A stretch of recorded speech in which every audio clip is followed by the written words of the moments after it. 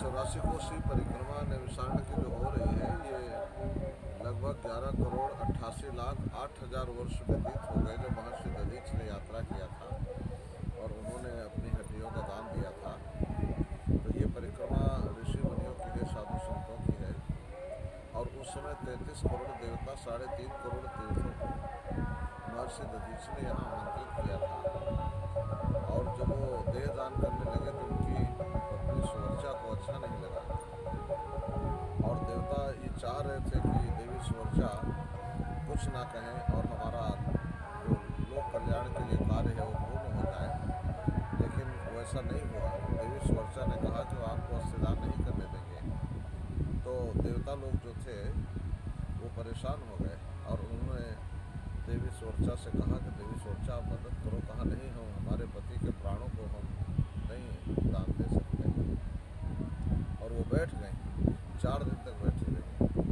4 दिन तक उनके बैठने के बाद जब उन्होंने देह धर्म भी त्याग दिया और स्नान ध्यान शौच आदि क्रिया से वो मुक्त हो गई, तो 4 दिन के बाद देवताओं ने कहा कि देवी सुवर्चा आपके स्वास्थ्य में गड़बड़ हो जाएगी, आप बीमार हो जाएंगी, आप स्नान कर लो, हम इंतजार करेंगे। जब तक आपकी सहमति नहीं होगी तब तक महर्षि दधीचि देह त्याग नहीं करेंगे। तो वो कहने पर चली गई। थोड़े समय लेकर के आधा घंटे में हम आ जाते हैं। और वो जब स्नान करने लगी जा कर के, जब पानी की आवाज़ बाहर आने लगी तो उस समय जो देवता लोग थे उन्होंने दधीचि से कहा कि यही उत्तम समय है और इसी समय आप देह त्याग कर सकते हैं और आपने संकल्प किया है और आप विचार करो कि देवी जो है वो आपको देह त्याग नहीं करने देंगी और संकल्प आपका है, तो संकल्प को रक्षा करोगे कि अपनी पत्नी की, दो में से एक ही बचेगा। और ये वो संकल्प है जिससे परमात्मा सृष्टि का निर्माण करता है। संकल्प ये है कि अगर आपने संकल्प का त्याग कर दिया तो देवताओं के अपराधी माने जाएंगे। तब दधीचि ने कहा नहीं, मैं संकल्प का त्याग नहीं करूँगा। और उन्होंने प्राणायाम करके देह त्याग किया और देवताओं ने, विश्वकर्मा त्वष्टा ने उनकी हड्डियों को भी चयन करने लगे थे। उसी समय ये देवी सुवर्चा ने देखा कि ये देवता लोग जब शंखनाद करने लगे, जय जयकार करने लगे, तो कहा कि कुछ गड़बड़ जरूर है। तो वो दौड़ करके जब आई तो देखा ये दधीचि मृत हो चुके थे और देवता अस्थि संचय भी कर चुके थे। तब उन्होंने देवताओं से कहा कि तुमने छल किया है मेरे साथ, तुमने हमको स्नान आदि के बहाने अंदर भेज दिया और आपने हमारे पति के प्राण ले लिए और हमारे आने पर भयभीत अवस्था में खड़े हो, जैसे बहुत डर गए हो और हमारे सवालों का जवाब नहीं। बताइए देवताओं, हम आपके बिना कैसे रहेंगे यहाँ इतने बड़े वन में, और हम अकेले नहीं रह सकते, इसलिए तुम सबको यहाँ मेरे साथ रहना पड़ेगा। इसलिए तुमको श्राप देते हैं, तुम सब वृक्ष योनि को प्राप्त हो जाओ। तो जो 33 करोड़ देवता थे वो सब वृक्ष योनि को प्राप्त हो गए।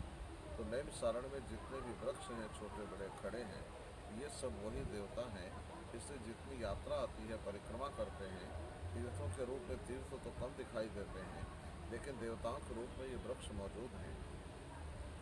और ये इस समय महाकुंभ होता है, तो जितने भी साधु संत ऋषि महात्मा गृहस्थ आते हैं तो नैमिषारण्य में जब वो यात्रा करते हैं, दान करते हैं, यज्ञ करते हैं, पूजा करते हैं, सम्मान करते हैं, तो उनको सामान्य समय से सहस्त्र गुना अधिक फल प्राप्त होता है। कार्तिक मास और फाल्गुन मास ये अति उत्तम समय है। महर्षि गर्गाचार्य ने इसका वर्णन किया। जब आप आ जाएंगे तो यहाँ पर सारे देवता, सारे तीर्थ एक ही साथ आपको मिल जाएंगे। इसलिए नैमिषारण्य की यात्रा मंगलमयी है, इसलिए पुण्यशाली है, इसलिए सहस्त्र गुणा फल मिलता है। सबको जोड़ दिया जाए तो इससे भी अधिक फल नैमिषारण्य में जो यात्रा करता है उसको प्राप्त होता है। तो हमारा ये अनुरोध है कि आप एक बार अपने जीवन में सब लोग ये तय करें, अपने इसमें सबको प्रचार भी करें और बताएं सबको कि फाल्गुन के मास में सहस्त्र गुना फल मिलता है।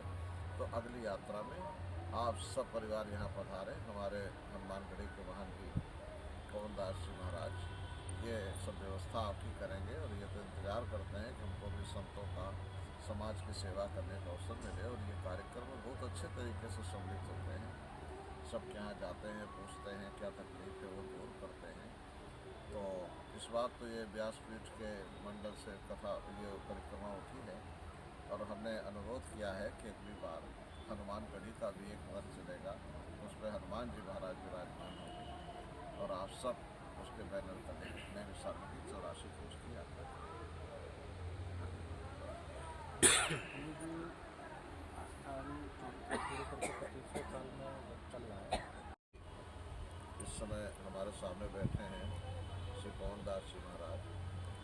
ये भी सब प्रत्येक पड़ाव में जाते हैं, संतों के दर्शन करते हैं, दान दक्षिणा देते हैं, सबका सम्मान करते हैं। हमारा भी किया है और माल्यार्पण किया, वस्त्र प्रदान किया, दक्षिणा प्रदान किया। ये परंपराएं हैं हमारी।